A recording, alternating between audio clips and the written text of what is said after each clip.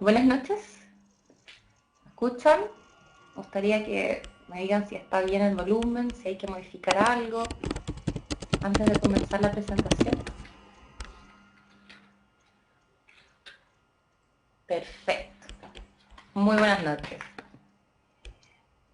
Bueno, les cuento que acá son las 10 de la noche, es tarde.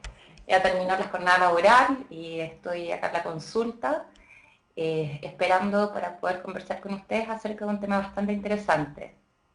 ¿Me oyen bien? Así lo estoy leyendo. Es difícil porque hay que mirar la pantalla, estoy leyendo lo que ustedes van escribiendo y mirando un poco la presentación. Así que cualquier cosa, si en verdad no me estoy dirigiendo bien a ustedes o no entienden algo, escríbanme y yo les voy a estar pendiente. Ok. Bueno, hoy día no escuché al doctor Otero lo que habrá dicho porque yo no tenía audio en ese minuto, pero quiero dar las gracias por esta invitación. Hoy día en la noche vamos a conversar acerca de los principios básicos en cirugía plástica periodontal y perimplantaria y a su vez vamos a conversar acerca de los biotipos periodontales y cuál es su interrelación con las demás disciplinas odontológicas.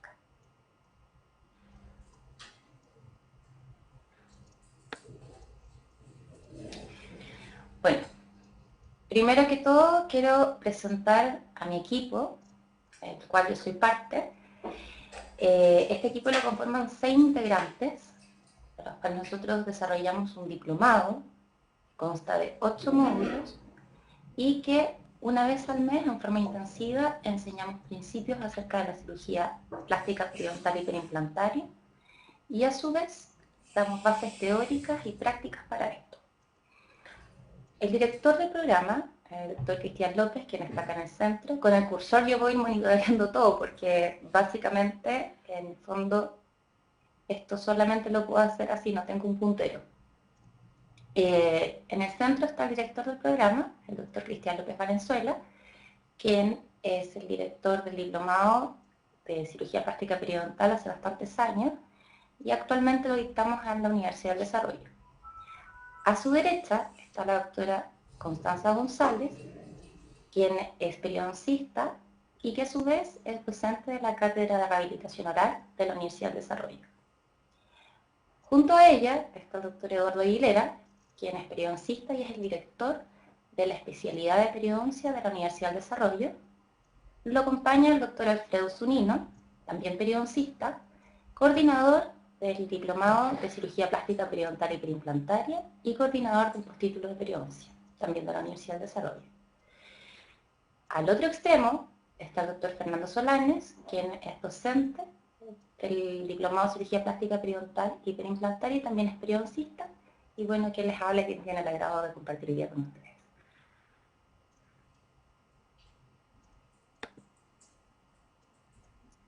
No puedo dejar de lado a mis alumnos. Bueno, estas 2 fotografías clínicas ilustran que es un grupo de profesionales, son todos cirujanos dentistas con diferentes especialidades.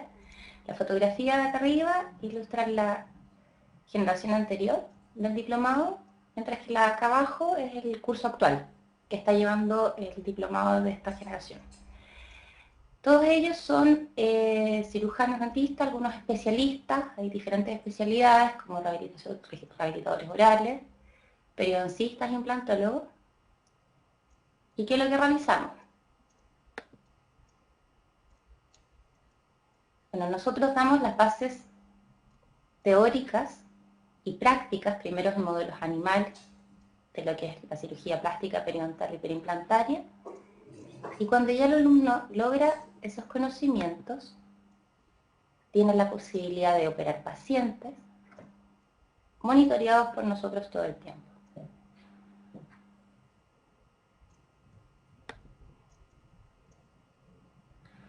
Comenzando la presentación.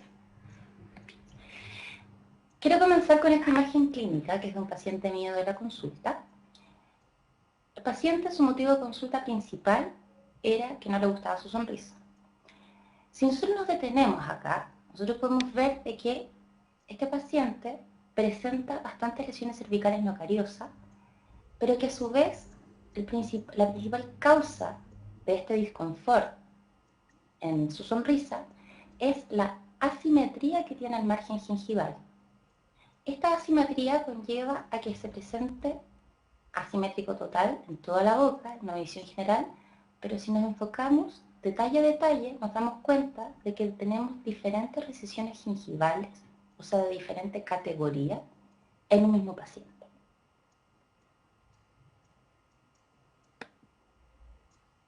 Quiero recordar algo. Ahora, yo no sé en qué nivel nos estamos comunicando. ¿Por qué? Porque me dijeron de que estábamos conversando con cirujanos dentistas, algunos que eran especialistas, otros no. Ahora, a modo recordatorio, a todos nos viene súper bien esto, que es la clasificación de Miller, que es una clasificación que es clásica y que es básica para las recesiones gingivales.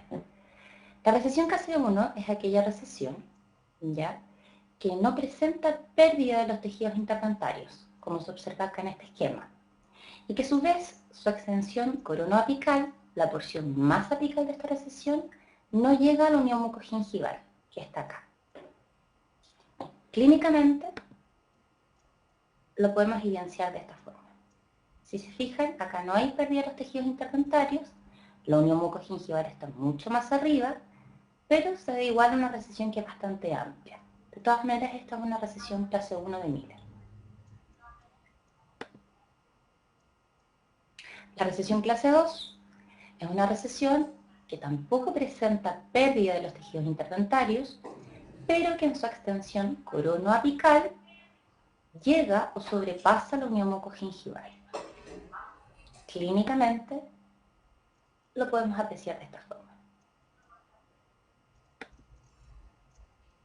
La recesión clase 3 en extensión coronoapical es similar a la clase 2. ¿Por qué?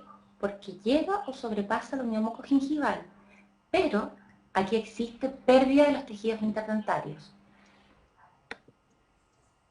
Clínicamente se observa así: no hay papila interdental, y la recesión en su extensión coronoapical llega a la unión mucogingival o en algunas situaciones la sobrepasa. Y la recesión clase 4 es una recesión que cumple con las mismas características que una recesión clase 3, pero que la pérdida interdentaria, tejido interproximal, es mayor. Es una pérdida severa, lo cual lo podemos evidenciar en esta fotografía clínica. Si se fijan acá, tenemos que la recesión llega a la unión mucogingival y que la pérdida de los tejidos interdentarios sobrepasa o llega también a este mismo nivel.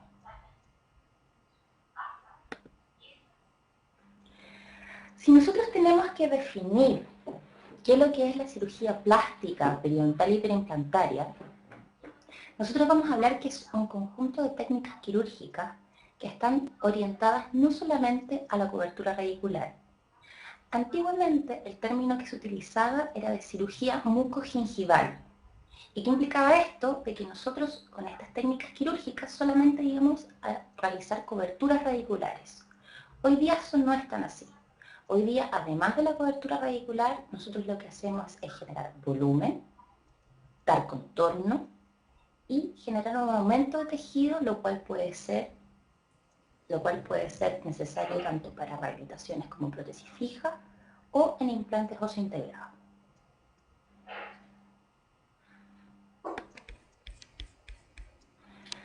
Si nosotros, además de dar una clasificación, o sea, además de dar una definición, queremos clasificar estas técnicas quirúrgicas, nosotros vamos a hablar principalmente, y esto es una clasificación de Bouchard del año 2011, del año 2001, vamos a hablar de colgajos periculados, injertos y tratamientos aditivos.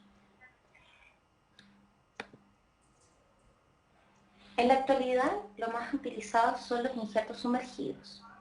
Dentro de estos injertos sumergidos, estamos hablando de injertos de tejido conectivo subepitelial, las diferentes técnicas que se han ido desarrollando, si bien tienen modificaciones actuales, las principales y las clásicas son el colgajo de doble papila con injerto de tejido conectivo, los injertos de tejido conectivo más colgajos con desplazamiento o sin desplazamiento coronal y que tengan incisiones. ¿Incisiones de qué tipo? Incisiones verticales, como es la técnica de Langer y Langer, descrita en el año 85, incisiones horizontales, como es la técnica de Bruno, descrita en el año 94, e injerto de tejido conectivo sin incisiones verticales.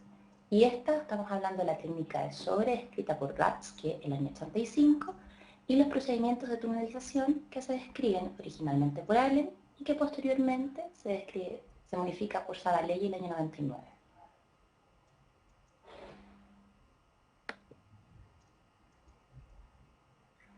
Ahora bien, ¿qué es un injerto de tejido conectivo subepitelial? Ustedes pueden ir preguntando, opinando, diciendo que es difícil dar una conferencia porque uno no tiene la retroalimentación del alumno. Cuando te dicen, bueno, ¿y qué es esto? ¿Y cómo se realizó? Pregunten y al final de la conferencia yo voy a responder a todas sus preguntas. Si ustedes no han visto cómo se toma un injerto de tejido conectivo subepitelial, bueno, esta es la imagen clínica. Acá nosotros tenemos epitelio, esto que está acá es periósteo, y entre medio del epitelio y el periósteo encontramos el injerto de tejido conectivo subepitelial. Este injerto de tejido conectivo subepitelial va a ser en el fondo lo que nosotros vamos a trasladar, va a ser el donante para ese espacio que va a ser utilizado, cubierto por un colgajo. Entonces nosotros vamos a tener nuestras incisiones, vamos a desarrollar un colgajo y entre medio de esta incisión y de este colgajo nosotros vamos a fijar este injerto de tejido conectivo subepitelial.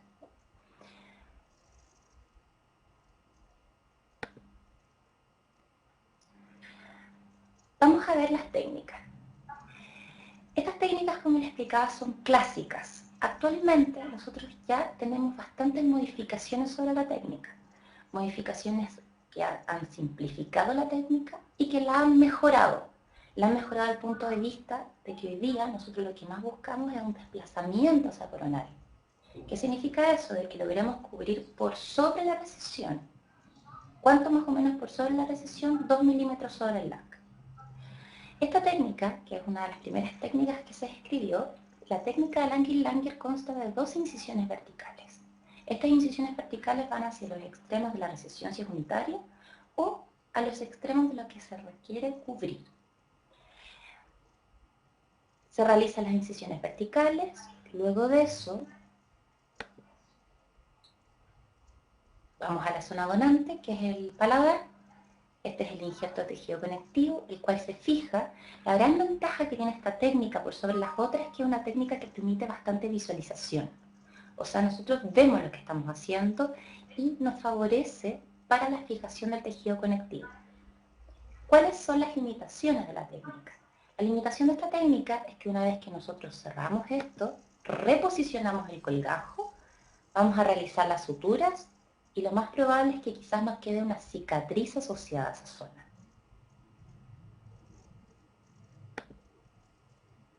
Si nosotros vemos acá, esta es una fotografía clínica facilitada por el doctor Cristian López, en donde tenemos el diseño de nuestro colgajo con la técnica Langer y Langer. Ustedes pueden ver acá las dimensiones de la recesión tanto en alto como en ancho. Se realiza el procedimiento, ¿ya? Realizamos las descargas y acá ¿qué tenemos? Acá tenemos un colgajo espesor total, donde por sobre vamos a posicionar el tejido conectivo, se fija el tejido conectivo, esto es muy importante. Es necesario que el tejido conectivo subepitelial quede fijo en la zona receptora. ¿Y cómo se fija? Se fija a través de sutura, de técnicas que en el fondo son especiales para esto, pero con un tipo de sutura reabsorbible. Y luego reposicionamos este colgajo, en donde en el fondo realizamos las suturas pertinentes para fijar las incisiones verticales que se realizaron. ¿Cuál es el resultado? Esta es la imagen previa y esta es una fotografía a los 8 meses postquirúrgico. O sea, tenemos que existe una cobertura de estas recesiones y además ganamos en grosor de los tejidos. Esto es una característica y una condición muy importante que nos da el injerto de tejido conectivo subepitelial.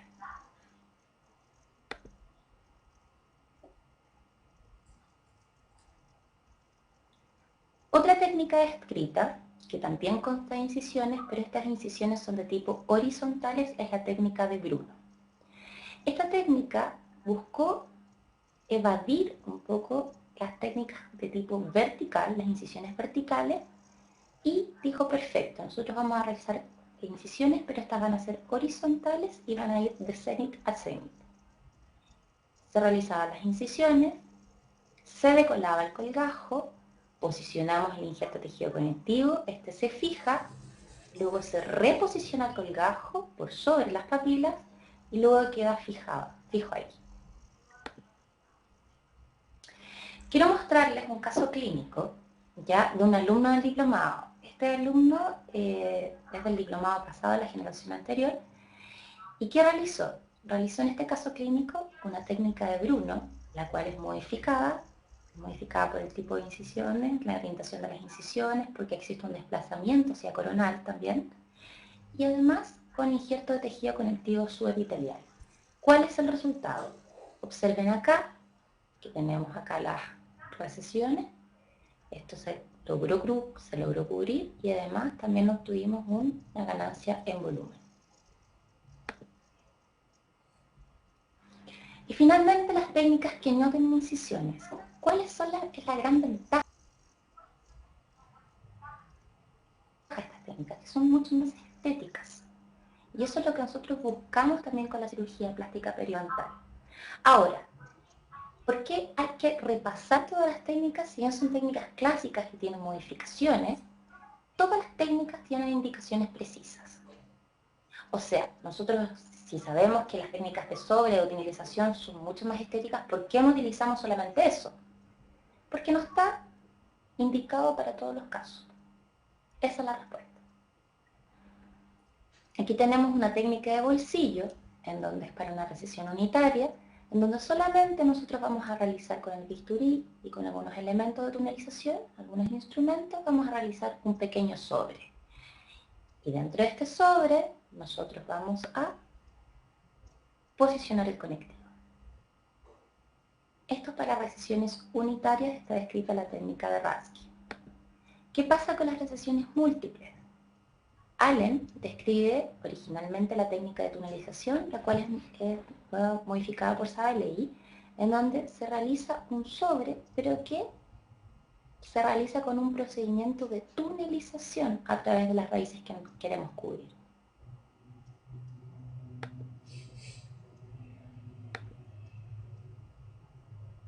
Este es un caso clínico, también de un alumno del diplomado de la generación anterior, en donde realizó una tunelización para cubrir estas dos recesiones con injerto de tejido conectivo subepitelial y además con un tratamiento aditivo de Endogain.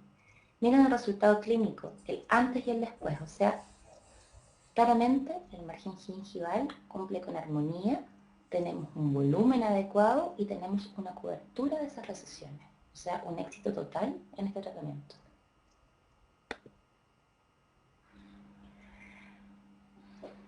Como les comentaba cuando estaba dando la definición actual de lo que es cirugía plástica periodontal, antiguamente nosotros hablábamos de cirugía mucogingival y solamente nos íbamos a lo que era la cobertura de recesiones. Hoy día sabemos que la cirugía plástica periodontal implantológica abarca todo lo que muestra esta diapositiva. O sea, nosotros podemos corregir varias anormalidades del periodonto asociadas a aumentos de reborde, aumento de tejidos blandos, recreación de vestíbulos para implantes, vestíbulos poco profundos, podemos tratar ferminios aberrantes. Y en base a esto, yo me quiero detener en lo que es el aumento de tejido. ¿Por qué me quiero detener acá? Porque muchas veces nosotros estamos frente a biotipos, a condiciones anatómicas que no son favorables para ninguna disciplina de la odontología.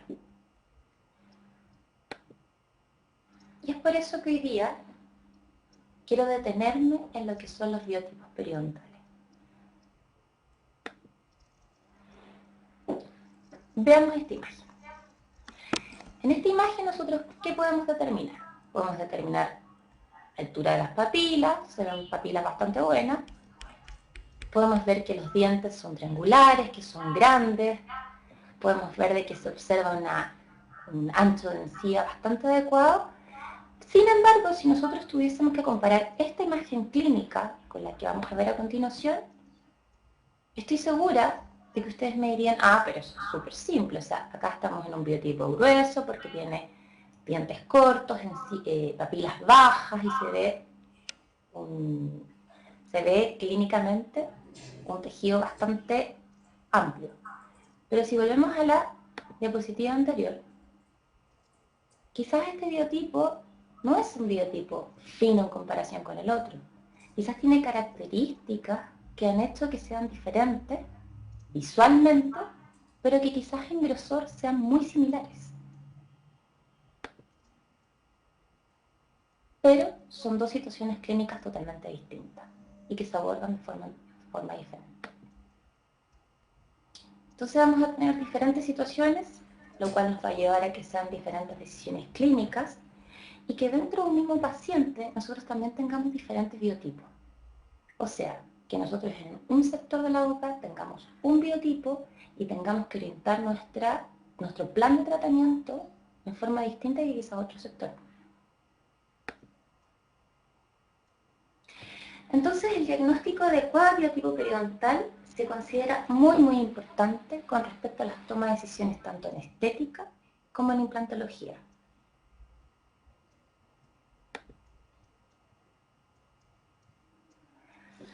Por definición, los biotipos periodontales corresponden a todas aquellas al conjunto de características morfológicas y arquetípicas que presenta la encía, y que va a estar determinado no solamente en grosor. Uno cuando piensa en biotipo dice fino, grueso, y no es así. Nosotros tenemos que ver características como el grosor, ancho, dimensiones papilares, desde la base de la papila para medir su altura y de los tejidos supraetestables.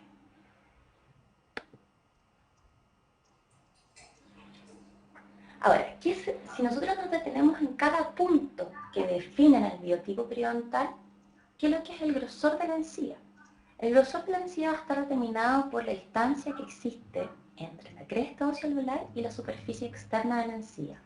Ahora, ¿cómo se mide? Tenemos diferentes métodos de medición. Existen métodos que son invasivos y métodos que son no invasivos. Dentro de los métodos invasivos encontramos el SAMI, ya que se puede hacer mediante también histología o prueba de extracción dentaria. Lo real y lo concreto que hacemos nosotros hoy día es el método no invasivo. Y dentro de los métodos no invasivos hay dos que usamos actualmente. Uno, que es la translucidez de la sonda, que el trabajo original lo hace en la pieza 1.1, pero que nosotros podemos medir la translucidez de la sonda en la porción media de todas las piezas dentarias y también a través de CONDI. El CONDI no solamente nos va a permitir medir el grosor del tejido blando, sino que también el grosor del tejido duro. Y ahí es cuando nosotros tenemos que incorporar el concepto también de biotipo óseo. Imágenes, fotografías en donde podemos ver cómo se mide el grosor. Este es el caliper, que es un elemento gold estándar. ¿Por qué? Porque nos va a dar en milímetros la medición de este grosor de la encía. A su vez, aquí tenemos un sanding que se hace con el instrumento de endodoncia, en donde tenemos un tope, y este tope se marca en la porción central desde la cresta ósea hacia el margen gingival.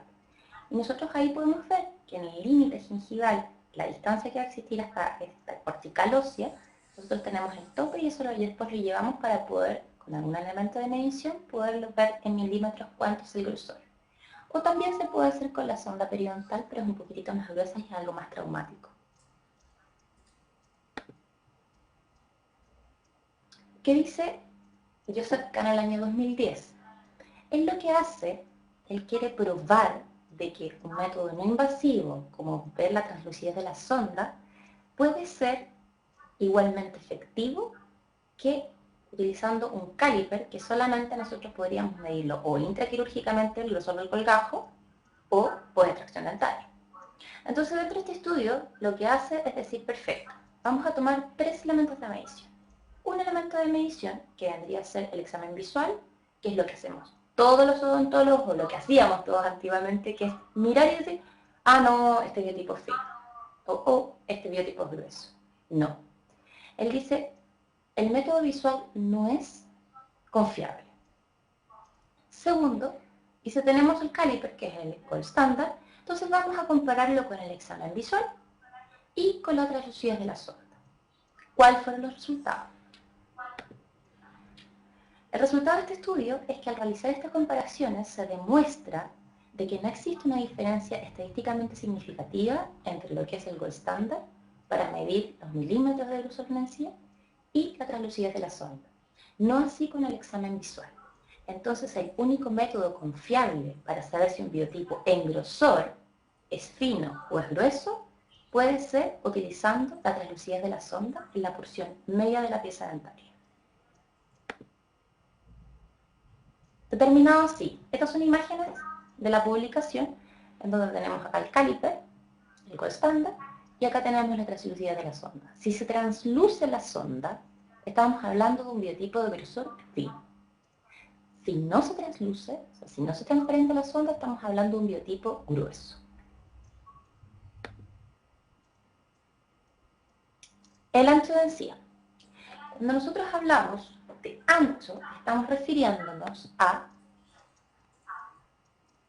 la distancia o la medida que va a ir desde una línea que se trace desde los cenit dentarios y la unión mucogingival. Entonces, la distancia que existe entre estas dos líneas nos va a determinar el ancho de encía.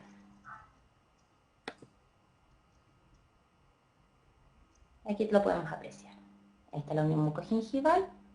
Acá vamos a tener que trazar una línea que vaya a través de los cenit dentarios y esa distancia medida en milímetros con una sonda periodontal nos va a determinar el ancho.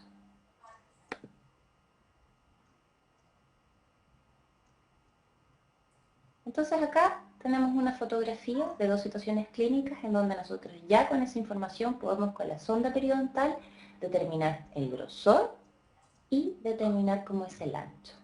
Si nosotros vemos acá, tenemos un ancho bastante marcado en sí. Si nosotros vemos acá, trazamos una línea imaginaria, y acá está la unión mucogingival, y vemos esta distancia, vemos que es una distancia que está bastante aumentada. No así con esta imagen clínica, en donde si trazamos una línea acá y vemos que está acá la unión mucogingival, el ancho de encía va a ser mucho menor.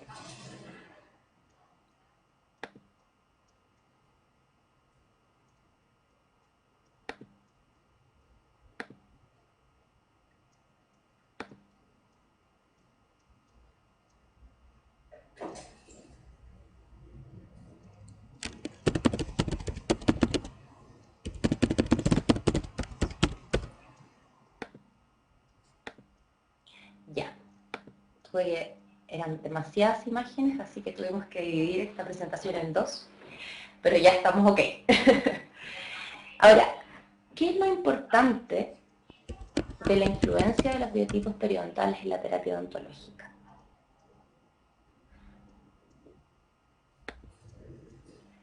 Nosotros, si ya determinamos el grosor, si determinamos el ancho, si determinamos la altura de las papilas, nosotros podemos saber frente a qué biotipo periodontal estamos tratando. Ahora, dentro de los biotipos periodontales hay algo que me faltaba en la presentación anterior, que no sé si puedo volver. Si me das un segundo, porque hay una parte acá que no sé si se saltó, pero lo vamos a hacer rapidito. Sí, nos faltó acá. Vamos a adelantar esto. Si me dan un segundo. Quiero hablarles acerca de la clasificación de los biotipos porque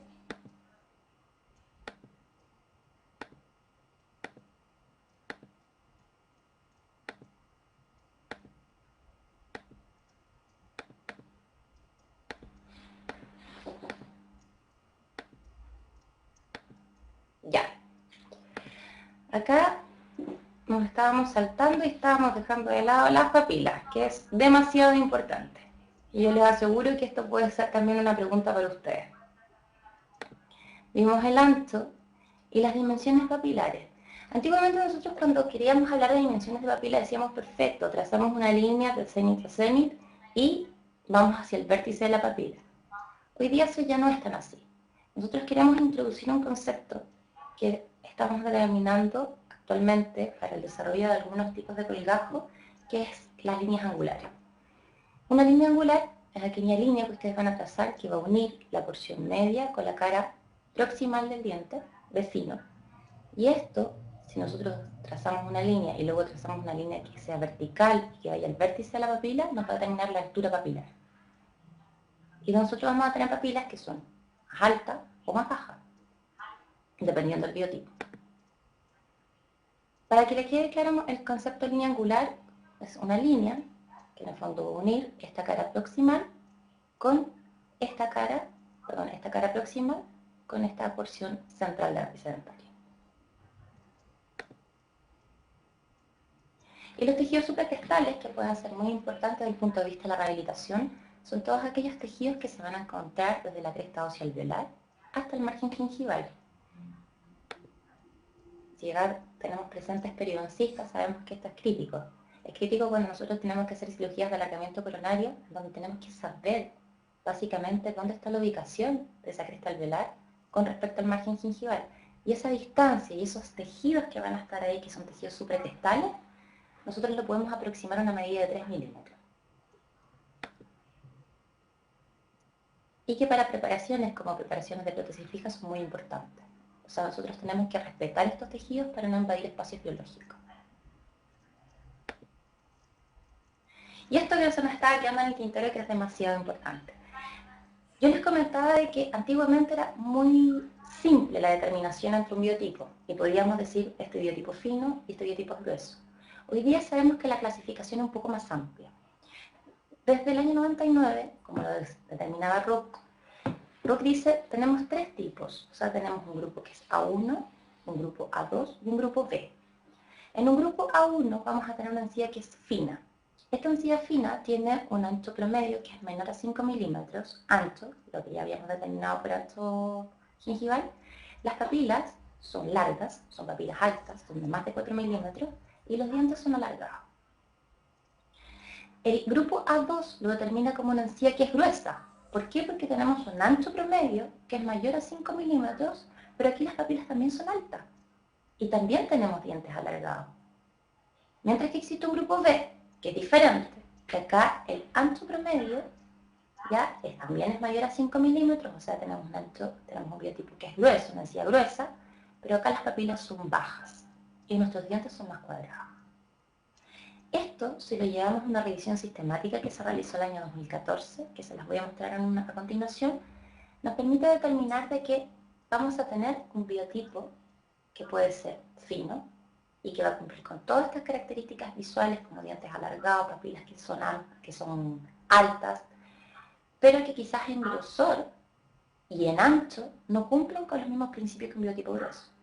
Y que existen dos tipos de biotipo grueso. Un biotipo grueso, que va a ser el típico biotipo grueso que uno puede observar, mirar y decir, no, esto es grueso, ¿por qué? Porque tenemos papilas que son bajas, porque tenemos en el fondo quizás un ancho promedio de encía queratinizada mucho mayor, y los dientes son cuadrados.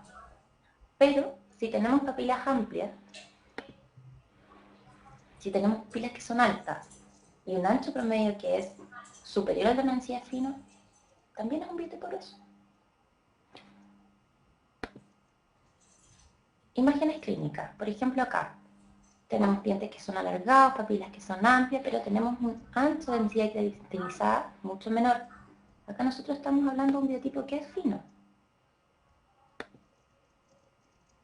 Mientras que si tenemos papilas que son bajas, tenemos un amplio ancho de encía queratinizada, tenemos dientes que son cuadrados, vamos a tener un biotipo que es grueso. Y en este caso, tenemos papilas amplias, pero tenemos un ancho de encía bastante marcado. Y a su vez, si nosotros realizamos quizás el grosor, entonces de grosor de encía también tenemos un biotipo grueso, pero no cumple con las características visuales de lo que estamos acostumbrados a ver en un biotipo grueso. Por eso es demasiado importante que uno mida el biotipo, porque visualmente uno se puede confundir. Uno puede mirar esta imagen clínica y decir, esto no es un biotipo grueso, esto es un biotipo fino. ¿Por qué? Porque estamos hablando de papilas que son altas y de dientes que son triangulares. Mientras que la otra imagen, que uno puede apreciar visualmente, decir, este sí es un biotipo grueso, quizás no nos equivoquemos, pero en este caso clínico, en esta imagen clínica, por eso es importante medir mínimo el grosor, que lo podemos hacer con la translucidez de la sonda, y medir las alturas papilares y el ancho de encía que tenemos.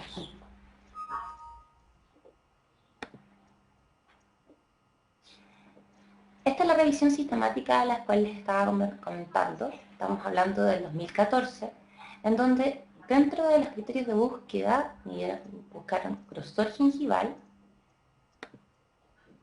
morfotipo gingival, dimensiones del diente, tejido queratinizado y morfotipo óseo.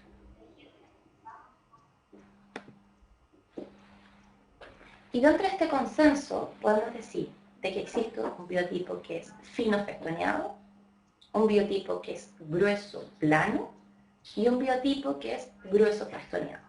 Si ustedes me preguntan cuál es el super biotipo, desde todo punto de vista, desde el punto de vista quirúrgico, desde un punto de vista de resistencia ante cualquier trauma, desde un punto de vista estético, el grueso festoneado.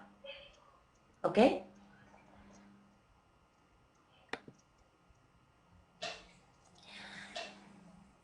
Tienen características cada biotipo.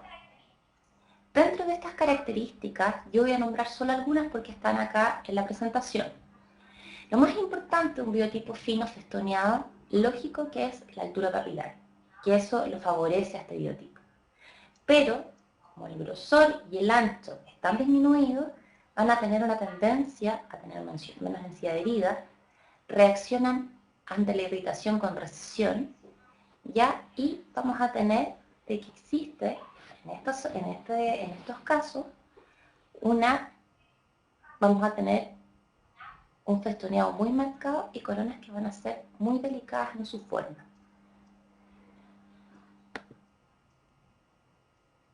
¿Cuáles van a ser las características del biotipo grueso festoneado? También nosotros acá vamos a tener papilas, en el fondo, que van a ser más altas y que también es una muy buena característica de estos biotipos, pero acá vamos a tener mayor cantidad de encía queratinizada, ¿ya? Y este biotipo va a responder mucho mejor al trauma, con menor recesión que quizás un biotipo fino. Y las características de un biotipo grueso plano, acá nosotros vamos a tener una amplia área de densidad queratinizada, pero vamos a tener una altura papilar que está reducida, que está disminuida. ¿Cómo va a responder este? Bueno, si nosotros tuviésemos una infección, por ejemplo, en el caso de una infección periodontal, el biotipo grueso va a responder quizás con una mayor formación, una mayor prevalencia, quizás la formación de sacos periodontales, que a tener recesión, no así el biotipo fino.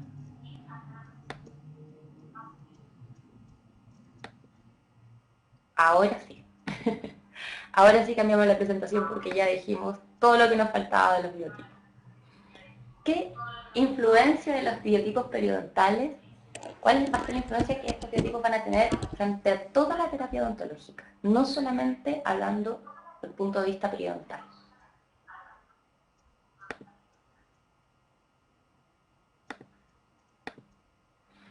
Y volvemos a esta diapositiva, en donde tenemos que el biotipo periodontal va a comandar casi todas las disciplinas. Periodoncia, cirugía plástica periodontal, terapia regenerativa, ortodoncia, rehabilitación oral, implantología. Vamos a conversar acerca de las implicancias del biotipo en cirugía plástica periodontal. En una primera instancia, porque vamos a nombrar las otras disciplinas.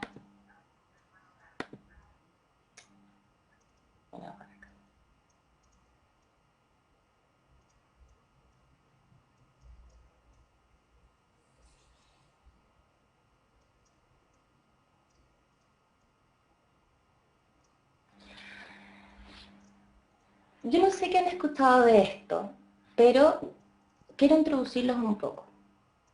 Cuando nosotros realizamos un procedimiento, ya sea de aumento de reborde, ya sea de modificación del biotipo, ¿qué significa eso? Que nosotros con cirugía plástica periodontal podemos mejorar las condiciones de un biotipo, por ejemplo, de un biotipo fino, pasar a un biotipo grueso. Si nosotros utilizamos quizás una técnica de injerto de tejido conectivo subepitelial sumergido. Entonces, cuando nosotros vamos a utilizar alguna técnica de cirugía plástica, nosotros tenemos tres alternativas de diseño de colgajo.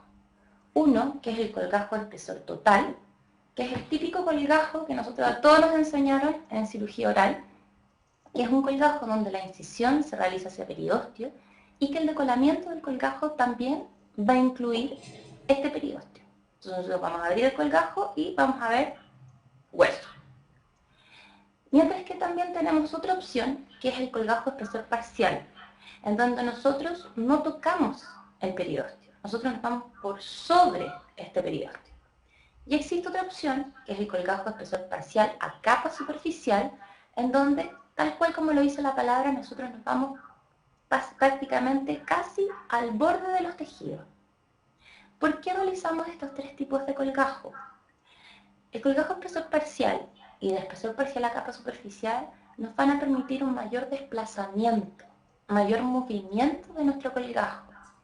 Como les dije en un comienzo, nosotros buscamos, para buscar un éxito en la cobertura, buscamos en el fondo que el colgajo se desplace por lo menos 2 milímetros sobre el LAC y que sea un colgajo pasivo.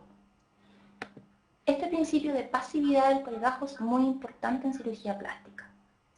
Ahora, ¿cuándo realizamos un colgajo espesor total? ¿Cuándo realizamos un colgajo espesor parcial? ¿O cuándo realizamos un colgajo espesor parcial a capa superficial? Y esto es biotipo dependiente. ¿Qué queremos decir con esto, que sea biotipo dependiente? Significa que no en todos los casos vamos a poder realizar un colgajo espesor parcial y no en todos los casos vamos a poder utilizar un colgajo espesor parcial a capa superficial.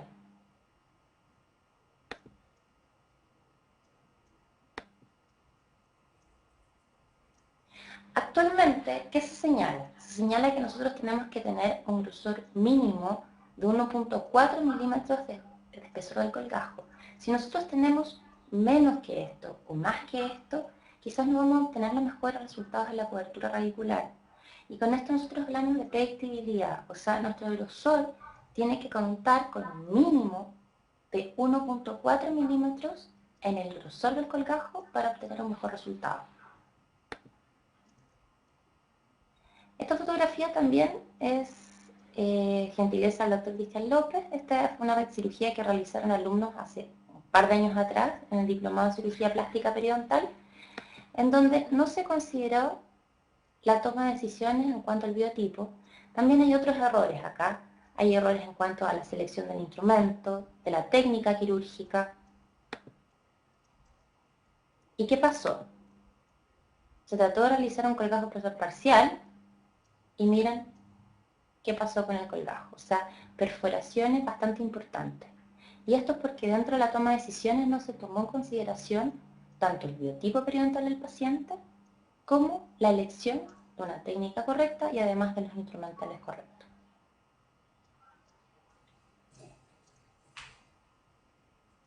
Otro caso, en este caso clínico, nosotros podemos ver, es decir, visualmente quizás es un biotipo fino.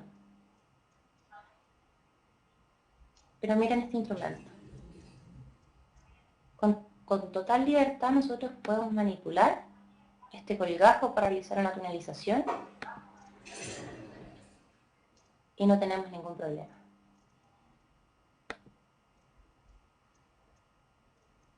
¿Qué consideraciones tienen que tener al realizar un colgajo? Tenemos que tener una mínima tensión a la sutura, colgajos con condiciones mínimas en su diseño y manipulación. Ideal que no sean colgajos de espesores menores a 1 milímetro para evitar el riesgo de necrosis y de perforaciones. Si nosotros vamos a idear un colgajo espesor parcial, este no tiene que ser tan delgado, tiene que cumplir con un mínimo de grosor.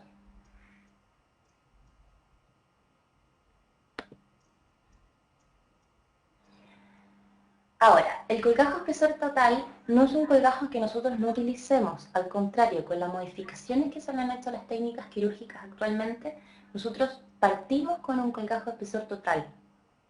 Este colgajo espesor total, ¿qué nos va a permitir?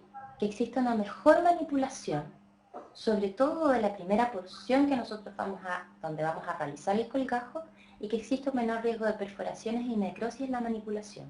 Entonces es un colgajo que sí utilizamos y que sabemos que tiene ventajas por sobre el colgajo espesor parcial. ¿Cuál es la principal desventaja quizás de un colgajo espesor total? Es que tenemos menor desplazamiento. Ahora, ¿qué consideraciones son en relación a la toma de injerto tejido conectivo subepitelial? Acá también es biotipo dependiente. Si bien nosotros queremos lograr cosmética dentro del punto de vista de la cirugía plástica, nosotros también tenemos que saber de que podemos modificar el biotipo periodontal. Entonces, si tenemos un biotipo fino, lo más probable es que tengamos que tomar un injerto de tejido, o sea, un injerto subepitelial, de tejido conectivo subepitelial un poquitito más grueso. Y quizás si tenemos un biotipo grueso, no va a ser necesario un injerto de tejido conectivo subepitelial que sea tan grueso. Ahora, en promedio, nosotros no tenemos que excedernos de los 2 milímetros para que el resultado sea cosmético, sea estético. Si nosotros obtenemos un injerto de tejido conectivo subepitelial muy grueso, ¿podemos adelgazarlo? Se puede adelgazar. ¿Podemos modificar este injerto de tejido conectivo? Se puede modificar. Y nosotros podemos adelgazarlo, cosa de que obtengamos solamente lo necesario para poder cumplir con los requerimientos de este acto quirúrgico. ¿Qué pasa con rehabilitación oral en cuanto al biotipo?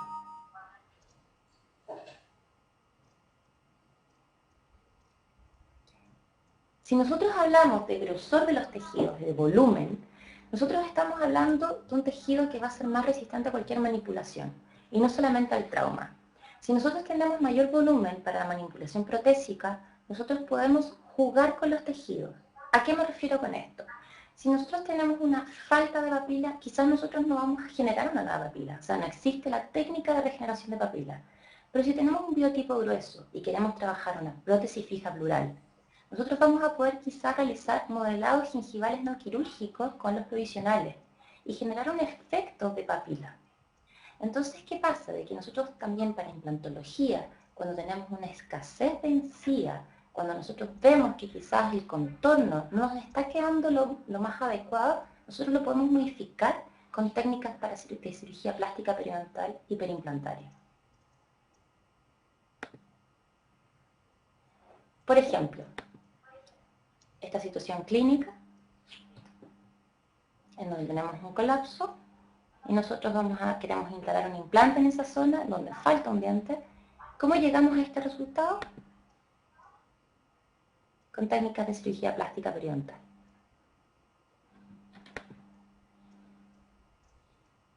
Casos clínicos frecuentes como esto en implantología, en donde instalamos el implante, pero quedamos con todas las rocas expuestas. ¿Qué hacemos acá? Nosotros utilizamos sustitutos óseos, la membrana, que hasta ahí todos lo sabemos, pero ¿y por qué no colocar un injerto tejido conectivo? Para poder ganar un mayor volumen de esa zona y modificar ese biotipo, que además de tener una carencia en lo que es tejido duro, nosotros vamos a tener un contorno que no va a ser favorable para la rehabilitación, y estos son los resultados.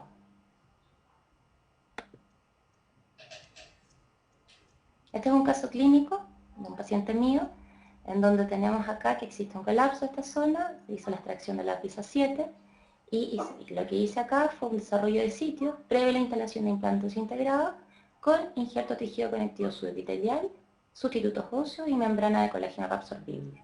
Y este es el resultado. Acá la flecha corre, pero no quise molestar nuevamente a Jaime con la modificación de eso. Pero acá está la flecha. Si se fijan, todo esto es lo que ganamos en aumento. De esta condición clínica, que con la rehabilitación, claro, quizás queda una corona preciosa, maravillosa, pero ¿y el perfil de emergencia? Y el subcontorno que se va a generar en esa zona, o sea, el paciente es algo que siempre le va a molestar, sobre todo en un frente estético.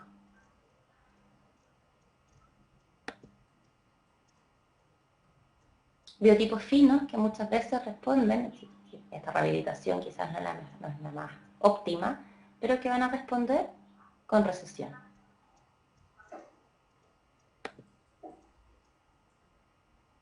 Secuelas post-ortodoncia. Esto va a haber un capítulo mucho más amplio. De hecho, dentro del diplomado nosotros tenemos un capítulo específico para cuándo tratar a un paciente que tiene un neurobiodonto fino, si es antes o durante o después de la ortodoncia. Este capítulo es mucho más amplio, pero yo quería mostrar esta imagen clínica para que ustedes vean que esto es tan común y que uno dice, bueno, pero ¿qué pasó? ¿Por qué se generó acá y no se generó acá? Porque dentro del mismo paciente también pueden tener diferentes biotipos. Así es simple. Y este biotipo lo podemos modificar previo a la instalación de los aparatos de ortodoncia, previo a los movimientos de ortodoncia, y quizás no se va a generar si nosotros modificamos este biotipo y lo volvemos un biotipo más grueso. Ahora, cuando llega el paciente así, nosotros podemos corregir esto, lo podemos corregir. Y también lo corregimos con técnicas de cirugía plástica periodontal. Para finalizar esta presentación, creo que me pasé un poquito, pero pido las disculpas. Traté de que todo calzara. Quiero mostrarles un caso clínico desarrollado, un paciente mío. Este paciente tuvo ortodoncia, no la mejor ortodoncia, porque ustedes lo pueden ver ahí en la fotografía clínica, y él consulta, ¿por qué? Porque tiene una exposición radicular, una recesión gingival bastante marcada en un diente anterior inferior. Y me dice, doctora, ¿esto lo puedo cambiar o no? Sí, lo puedo modificar. Ahora, ¿cómo modificamos esto? Que sea lo más estético, funcional y atraumático posible. Lo que yo, bueno, esta es otra visión, si se dan cuenta, el biotipo es bastante fino, ahora, visualmente. Ahora yo dije, esto lo tengo que medir, no puedo hacerme el examen visual si sabemos que eso no está bien. Lo medí. Si se dan cuenta, es un biotipo en grosor muy, muy, muy fino. Se dan cuenta, es un biotipo fino, tenemos papilas bajas, acá tenemos una recesión clase 3 de Miller. ¿Por qué? Porque no tenemos tejido interdentario y estamos llegando a la unión mucogingival, el borde más apical de la recesión. Pero hacia acá tenemos otro caso, o sea, nosotros acá tenemos una papila que es desfavorable, pero hacia el otro lado de la recesión no es tan desfavorable. Entonces son varias condiciones que ustedes tienen que examinar previo a la toma de decisiones quirúrgicas. Medí el biotipo en otra zona, en el diente que está continuo en la recesión, biotipo grueso. Entonces tenemos un biotipo que es grueso acá, y un biotipo que es mucho más fino acá, y que las condiciones son totalmente distintas. ¿Cómo resuelvo esto? Y acá lo que estoy realizando una técnica de Bruno que es modificada. Acá, respecto al concepto de las líneas angulares, se realizaron incisiones que son en línea angular. La técnica de Bruno, recuerden de que es una técnica que incluye incisiones, pero que son de tipo horizontal. Ahora, estas incisiones de tipo horizontal no van de cenit a cenit, van de línea angular de un lado y del otro lado. Trabajamos con instrumental de microcirugía, colgajo espesor total en la primera porción. Si se dan cuenta, acá tenemos la visualización completa de la recesión. Un instrumento que es un microbisturí de tunelización. Y aquí ya empezamos a pensar cómo logramos desplazar esto para que cubra los 2 milímetros por sobre el lac. Y ahí comenzamos a hablar por sobre la unión mucogingival de un colgajo espesor parcial a capa superficial.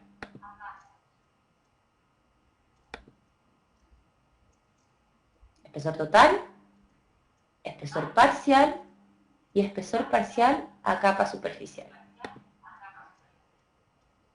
Desplazamiento del colgajo con una pasividad absoluta.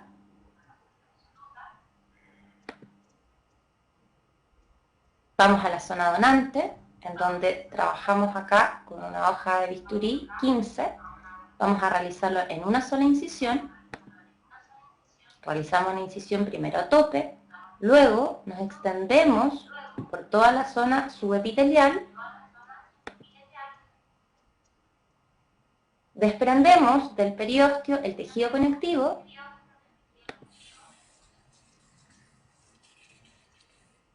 y obtenemos el donante, el injerto tejido conectivo subepitelial.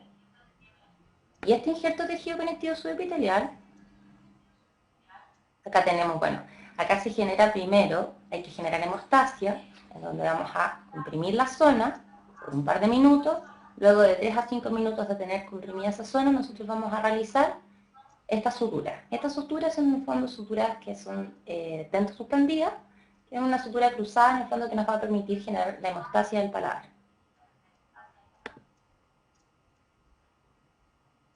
Fijamos este conectivo. Este conectivo, ¿cómo lo fijamos? Esta es una sutura en cruz que va acá hacia periósteo y que parte en el fondo de la porción lingual y que se anuda por lingual. Luego que esto está fijo, recién nos vamos al colgajo. Y este colgajo que tiene la pasividad necesaria para en el fondo lograr traccionar y que esto quede 2 milímetros sobre el lápiz. Los nudos, importantísimo. Nosotros tenemos cursos de nudos. Si un nudo no queda bien efectuado, todo lo que hicimos se acabó. Los nudos son importantísimos. Es necesaria una muy buena nudación y la elección correcta de la sutura.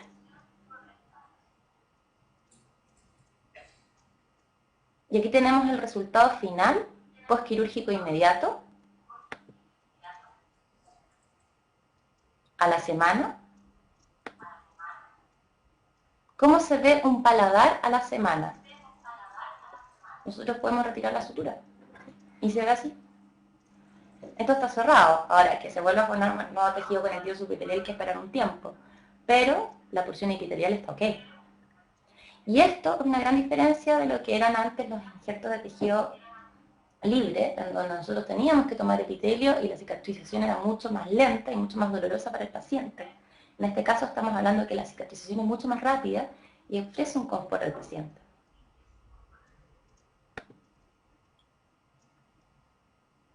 Imagen inicial, postquirúrgico inmediato, a la semana. Imagen inicial y un mes postquirúrgico. Este fue el resultado. O sea, de esta condición en donde no teníamos ancho de encía, logramos esto. ¿Se fijan? O sea, de una secuela post-ortodoncia, nosotros podemos modificar el biotipo y a su vez cubrir esa recesión. ¿Cómo logramos todo esto? Y esto ya es para finalizar mi presentación. Tenemos que tener en claro 4 pilares angulares. 1, la magnificación, ver bien. Los instrumentos que sean los adecuados, hoy día hablamos de microcirugía. La iluminación debe ser la correcta. Y bueno, las habilidades del operador, que ese es un entrenamiento que, si ustedes vieron los casos clínicos de nuestros alumnos, por eso nosotros partimos en modelo animal, luego del modelo animal y de una base teórica fuerte, todo basado en la evidencia, recién operan pacientes. Y los resultados son bastante buenos.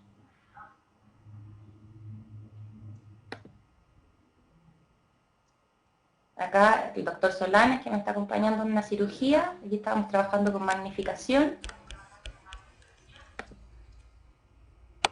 Y de esto, que era la hoja estándar, la 15C, que utilizábamos antes todos para poder realizar estos procedimientos de cirugía periodontal, pasamos a las hojas de microcirugía. Esta es una hoja 69 y esta es una 64.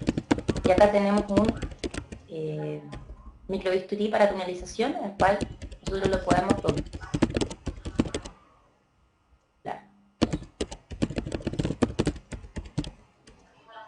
Lo mismo la sutura. Nosotros antes hablábamos de sutura, quizás no para este tipo de procedimientos, pero todos estamos acostumbrados a hablar de una T0, una 4.0, hablar de seda. Hoy día no.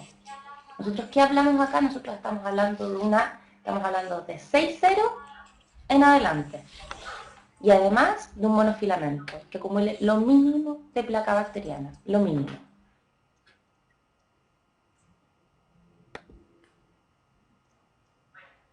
Bueno, quiero darles las gracias por la invitación. Perdón por mi extensión, que me extendí un poquito. Nosotros, bueno, este es el mail de contacto. Si me quieren escribir, yo estoy abierta a todas las preguntas. Esto es algo muy, pero muy, muy comprimido. O sea, esto, piensen que nosotros tenemos un diplomado, que realizamos pasantías clínicas, en donde en 4 días tratamos de darles todas las herramientas para que por lo menos puedan operar casos de leve, mediana complejidad.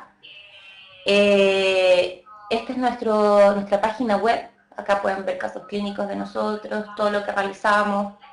La idea es que nos mantengamos en contacto. Para mí ha sido muy grato poder dar esta charla. Me hubiese encantado tener alumnos preguntando y conversando, que lo hace más entretenido. Pero bueno, ojalá tengan algunos la posibilidad de visitarnos acá en Chile. Sean todos muy bienvenidos.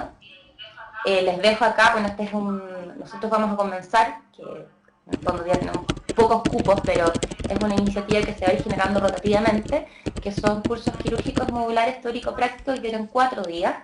Y estos se realizan acá en Santiago, en donde nosotros en 4 días realizamos contenidos teóricos, prácticos del modelo animal, y posteriormente finaliza el curso con una cirugía. Espero que haya sido del agrado de ustedes. Voy a leer las preguntas, porque quiero responderlas todas y ojalá poder ayudarlos.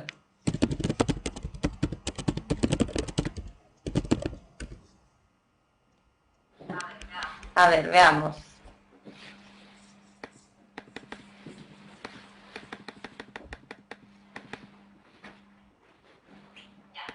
Ya, me preguntan por los nombres de los elementos utilizados para microcirugía. Bueno, para microcirugía nosotros existen hojas de microbisturí, ya que yo les comentaba que teníamos la 64 y la 69. Básicamente utilizamos eso. Dentro también de los instrumentales que ustedes van a utilizar, hay una gama enorme, ¿ya? Para tunelización, hay legras que son específicas, o sea, acá todo el instrumental es muy, muy pequeño. Utilizamos pinzas para anudar, no anudamos con los dedos, trabajamos con castro viejo. ¿Por qué? Porque estamos hablando de suturas que van por sobre los 6 ceros, estamos hablando inclusive 5 ceros en algunos casos, pero 5 ceros, 6 ceros, 7 ceros, que son bastante finas.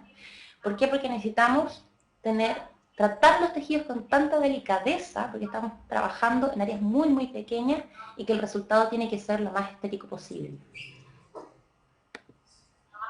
Lo más complicado es importante la sutura y es lo más complicado, sí. Sí, o sea, a ver, yo creo que todo tiene su grado de complejidad. ¿Qué pasa con la sutura? Que la elección tiene que ser la correcta. O sea, nosotros estamos hablando de suturas, como les decía, que son monofilamentos, y además la técnica que se emplea tiene que contar con una buena anudación. O sea, si nosotros queremos hacer esto y hacerlo bien, tenemos que primero aprender a anudar, es como primero aprender a caminar, luego que aprendimos a caminar recién podemos correr y desarrollar una buena técnica quirúrgica propiamente tal, en donde hablemos de diferentes tipos de sutura. La sutura siempre les complica cómo solucionar eso, pero los invito a que vengan a hacer nuestro curso. Bueno, muchas gracias por todas las felicitaciones, muy buen resultado. Me encantan los cambios, sí, los cambios son bastante impresionantes. Una duda, ¿cómo veo que hay pacientes que tienen pacientes post-ortodoncia? ¿Es posible que después de colocar injerto se vaya perdiendo por la posición del...? Sí. Acá, como les explicaba, es un capítulo bastante amplio, pero claramente sí existe una fuerza que no es controlada. Si nosotros realizamos diferentes inclinaciones, por ejemplo, que la inclinación en un grupo 5 sea hacia vestibular y esolingual, cambia. Pero si nosotros logramos proteger nuestro biotipo y cambiarlo de un biotipo fino a un biotipo grueso, lógico que tenemos menos, quizás tenemos menos probabilidades de que se genere una recesión. Ahora, no obstante, puede pasar de que se genere, pero quizás esa recesión que se va a generar no va a ser de la magnitud que si se hubiese generado un biotipo fino. Y recuerden de que si nosotros no tenemos papila, o si vamos perdiendo papila, o si la recesión es mucho más profunda o más ancha, la predictibilidad y el éxito en esta técnica de cobertura va a ser menor. Entonces protejámoslos quizás Y luego veamos, claro, quizás después hay que intervenir nuevamente, pero una recesión mucho menor de lo que se pudiese haber generado en un virus porcino.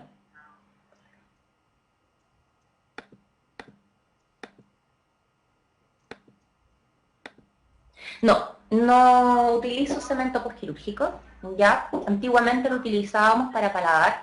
Son casos muy, muy acotados en los que utilizo solamente en paladar, pero en la zona receptora jamás, nunca.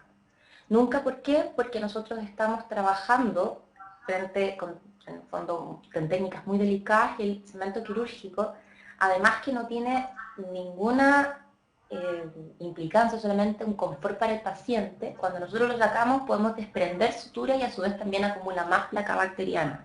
Y recuerden que una herida limpia y libre de placa bacteriana es una herida que mejor repara. Herida me refiero en el fondo a lo que nosotros generemos en odontología.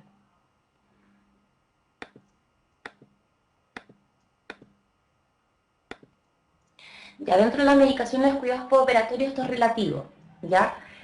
Es relativo, yo a algunos pacientes sí les doy analgesia, lógico, a la mayoría le doy analgesia, antiinflamatorios también. El tema de los antibióticos, mira, si tú estás operando un pabellón, el paciente es sistémicamente sano, no lo justifico, ¿ok? ¿Por qué? Porque tú has llevado todos los procedimientos como corresponden. Ahora, el tema de la analgesia y los antiinflamatorios sí. Sobre todo son cirugías más largas, son cirugías que te puedes demorar 2 horas en un comienzo, de 2 horas y media. Entonces implica que los tejidos, o sea, en el fondo van a reparar, pero que estuvieron mucho tiempo siendo traccionados. Entonces, yo sí doy analgesia y antiinflamatorio.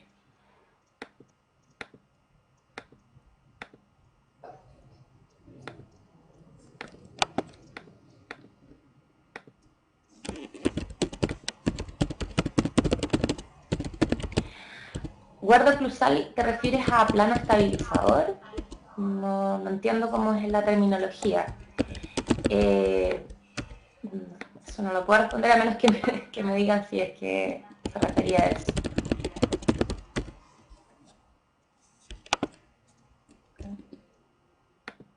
¿Cómo saben que ha fracasado el ejemplo? Bueno,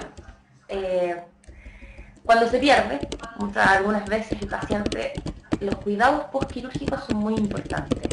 Que ustedes le digan a su paciente que no debe higienizar esa zona, que pueden utilizar algún colutorio como clorexidina o clorexidina en gel, pero que no se cepille la zona es importantísimo, que no se traccione, que no se intente mirar.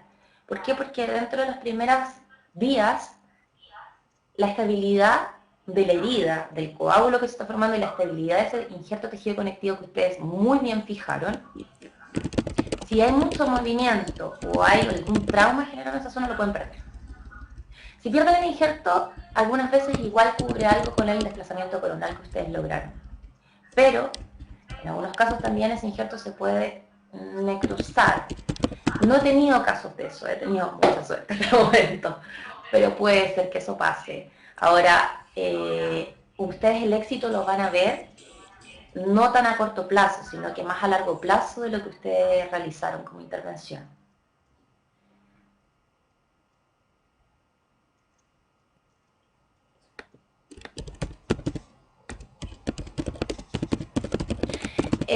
Mira, el área cuando nosotros realizamos, cuando nosotros tomamos injerto de tejido conectivo subepitelial, basta con una muy buena compresión y después con la sutura. No es necesario utilizar nada más. Ahora, todo va a depender de cuánto injerto de tejido conectivo tú vayas a sacar. Si tú vas a realizar quizás una gran reconstrucción de reborde, recuerden que esto no solamente para cubrir recesiones, y necesitas más injerto de tejido conectivo en diferentes sectores de la boca, claramente quizás vamos a tener que ocupar algún tipo de placa palatina. Pero si lo vas a hacer en forma muy, muy localizada, no se justifica, la verdad. Saludos desde México. Gracias, me encanta México. Maravilloso, maravilloso. Las playas que tienen son increíbles.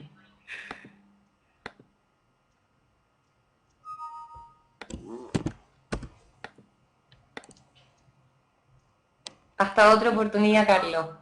Bueno, tenemos muchos temas para desarrollar en profundidad, así que cuando ustedes quieran, yo encantada.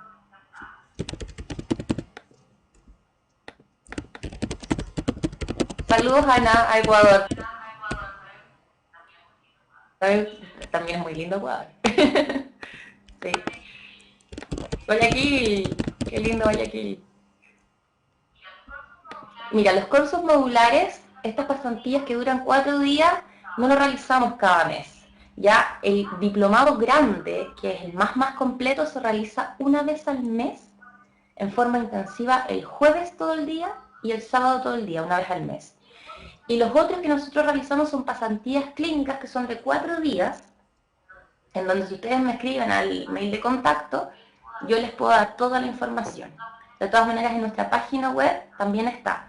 Y eso se va a realizar ahora en septiembre. Desde Honduras, mire qué maravilla. Desde Bolivia también. No, muchos cariños para todos Colombia. Bueno, yo los dejo cordialmente invitados a Chile. Y me encantaría que vinieran algunos de ustedes, quizás tenerlos presentes en alguna pasantía clínica o lo que sea, si les interesa el tema. En realidad este tema es bastante interesante y es muy útil para todas las disciplinas odontológicas.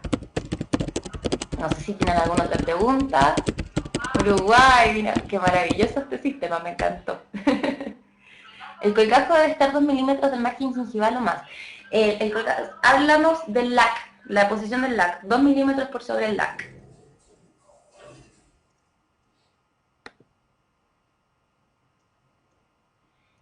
El tejido nata en el aire libre, la verdad es que está muy poquito tiempo. Tú realizas el colgajo y luego que ya tienes todo tu colgajo listo, recién tú vas a la zona donante y obtienes tu injerto conectivo subepiteliano. Entonces, en verdad, lo que está afuera es muy poco, ¿ya? Y eso que está poquito es porque tú lo tomas, lo sacas y luego lo posicionas y lo fijaste inmediatamente, porque ya tienes todo el resto desarrollado. No sé si tienen más preguntas.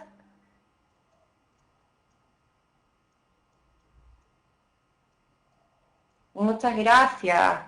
Muchas gracias, Rocío.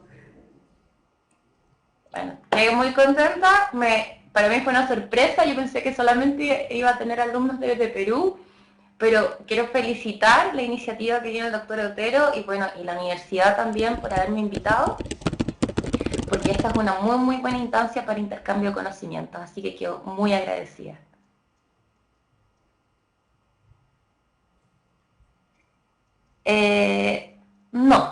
No influye el vasoconstrictor. De hecho, es importante, algunos pacientes en los cuales uno teme con el vasoconstrictor por alguna patología sistémica que pueda tener, pero es mejor trabajar con vasoconstrictor en estos casos, sobre todo cuando vas a ir a la zona donante en injerto conectivo subepitelial. Sangra bastante, entonces lo ideal es tener una buena visualización en todos los casos.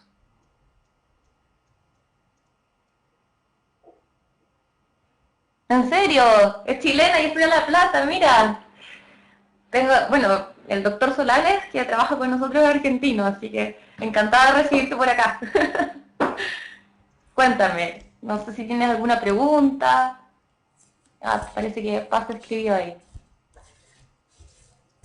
No, gracias a ustedes también por la asistencia. Espero que les haya quedado todo muy claro, porque hay cosas que uno en verdad no sabe el nivel en el que está trabajando, si han recibido algo de información previa, entonces traté de hacerlo, ojalá que se haya entendido. Para especializarte en periodoncia en Chile, la Universidad del Desarrollo. Bueno, en nuestro equipo todos de la Universidad del Desarrollo. Y tenemos ahora, establecimos un convenio con la Universidad Científica del Sur. Ya el doctor Otero nos dice que está todo ok. Bueno, les agradezco todo, en verdad, muy contenta. Muchas gracias. Caribe, uy, no sé qué. Caribe, no, me encantaría, bueno, no. ¿Es de allá, de Argentina? No, bueno. No, yo no lo conozco, quizás el doctor Solanes puede conocerlo. Es probable que sí, así que a él le vamos a preguntar. Ahí le vamos a preguntar esto. Dame un segundito.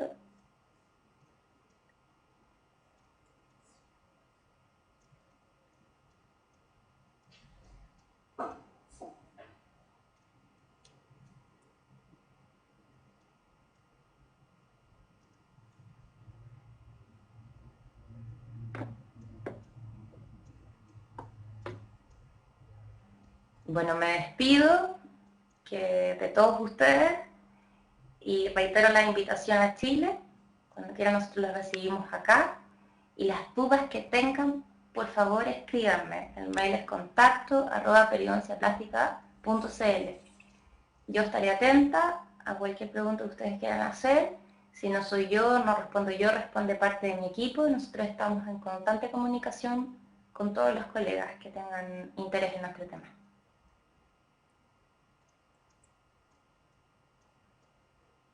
Sí, feliz, ¿no? Encantada, cuando ustedes quieran. Igualmente, que descansen.